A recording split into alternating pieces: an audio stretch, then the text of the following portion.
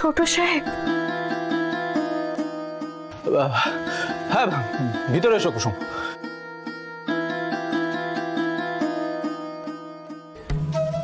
আপনার কফি। আমার এখন কফি খেতে ভালো লাগছে না কুসুম, তুমি এগুলো নিয়ে যাও। আপনি এবার দেবীমাকে সত্যিটা বলেই দিন না। আপনি তো বলেছিলেন সময় হলে দেবীমাকে আপনি সত্যি কথাটা বলবেন, তাহলে কেন দেরি করছেন? দেখুন, যত দেরি করবেন তত কিন্তু বিপদ বাড়বে। কেন বলছেন না আপনি? কারণ এখনো সঠিক সময় হয়নি কুসুম। সঠিক সময়টা কবে হবে ছোট সাহেব? খুব শিগগিরই। আমি বলবো মাকে, তুমি আমার উপর ভরসা রাখো, আমি বলবোই, কিন্তু আমার একটু সময়ের দরকার। এবং আমি যতদিন না পর্যন্ত মাকে নিজের মুখে কথাগুলো বলছি ততদিন এটা আমাদেরকে নিশ্চিত করতে হবে যে ওই ভিডিওটা যেন মা কোনোভাবেই দেখতে না পারে। কিভাবে বলি তোমাকে? তোমার সুখের জন্য তোমার বিয়ের আগে আমি মাকে কিচ্ছু বলার ঝুঁকি নিতে পারবো না কুসুম। আপনি দেবীমাকে সব বলে দিন না ছোট সাহেব। রাতুল সাহেবের সাথে আমার বিয়ের জন্য সবাই প্রস্তুতি নিচ্ছে, কিন্তু আমি যে এই বিয়ে করতে পারবো না, কারণ আমি আপনাকে আমার স্বামী হিসেবে মেনে নিয়েছি। আমার কোনো আশা নেই যে আপনি এই বাড়ি আমাকে গ্রহণ করবেন। আমি জানি দেবীমা এই সত্যি কখনো মেনে নেবেন না। আমি এই বাড়ি ছেড়ে চিরতরে চলে যেতে প্রস্তুত, কিন্তু আমি সত্যিটা অস্বীকার করতে পারবো না। আরে জাদুকর, তুমি এখানে? জানি মা তুমি আমাকে কতটা বিশ্বাস করো, ভরসা করো, কিন্তু আমি যে তোমাকে মিথ্যে বলছি মা, রোজ ঠকাচ্ছি তোমাকে। কি হয়েছে আয়ুষ, মন খারাপ? কই কিছু না তো মা। তোমার মনে হয় তুমি আমার কাছ থেকে কিছু আড়াল করতে পারবে? আমি জানি মা। মা, আমাকে ছোটবেলার মতো একটু মাথায় হাত বুলিয়ে দেবে?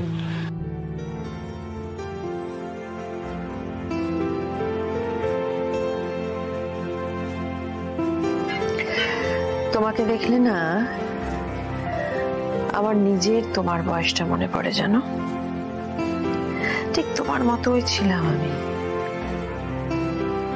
কাজ পাগল মানুষ, শুধু কাজ কাজ আর কাজ, no break, no rest, nothing. কি করে পারতাম জানো? কারণ তোমার বাবা আমার পাশে ছিলেন। আমাদের মতন এরকম কাজ পাগল মানুষদের না আসলে এরকম একজন জীবন সঙ্গিনীর প্রয়োজন হয়, যারা পাশে থেকে সব সময় সাপোর্ট করবে আমাদের।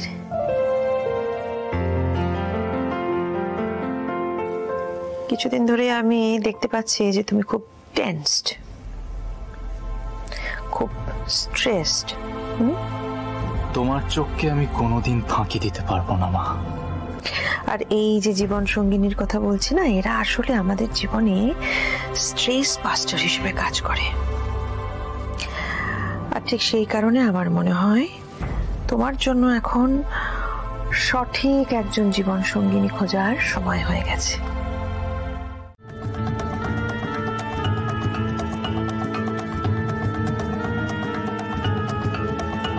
দেবীমা বাড়ির বড় বউয়ের মধ্যে যা যা গুণ চান তার একটাও আমার মধ্যে নেই।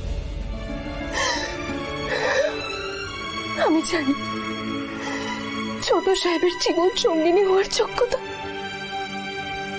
আমার নেই, কিন্তু কিন্তু এই অসম্ভব সম্পর্কটা যে আমি মন থেকে মেনে নিয়েছি, সেটা আমি অস্বীকার করবো কি করে? ফাঁকিবাজ মেয়ে কোথাকার এখানে এসে বসে আছে। না, আমি ছোট সাহেবের আর এই পরিবারের যোগ্য হতে পারবো আর না আমি এই সবটা ভুলতে পারবো। আমি পারবো না এই সবটাকে মিথ্যা বলে মেনে নিতে। কিন্তু কিন্তু এবার আমি কি করব? কি বিড়বিড় করছে মেয়েটা?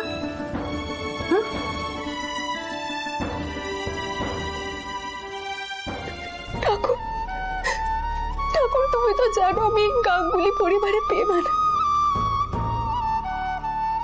তাও তুমি আমাকে এই পরিস্থিতিতে কেন ফেললে ঠাকুর? কেন ফেললে আমাকে?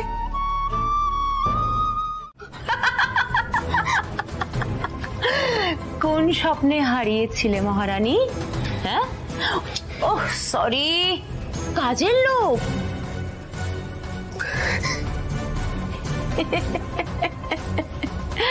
একটা নকল বিয়ে করে কি ভাবছো তুমি সত্যি সত্যি এই বাড়ির বউ হয়ে গেছো?